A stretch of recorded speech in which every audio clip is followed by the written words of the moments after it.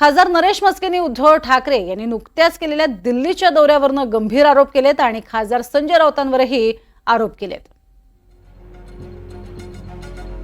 तर मला मुख्यमंत्री करा असा कटोरा घेऊन ते आलेले होते असं म्हणत उद्धव ठाकरेंवरती जोरदार टीका नरेश म्हस्के यांनी केलेली आहे। तर फंड गोळा करण्यासाठी हा दौरा होता अशी ही टीका यावेळेला करण्यात आली आहे।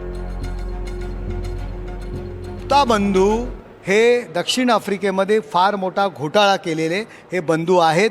हिंदुस्थानामध्ये अनेक त्यांच्यावर गुन्हे दाखल आहेत। आपण त्यांची माहिती काढा। बरं, म्हणजे की दिल्ली दौरा हा गुप्ता बंधू सुटला होता का भेटीगाठीसाठी? मग मला तेच, एक तर तो लोटांगण दौरा होता।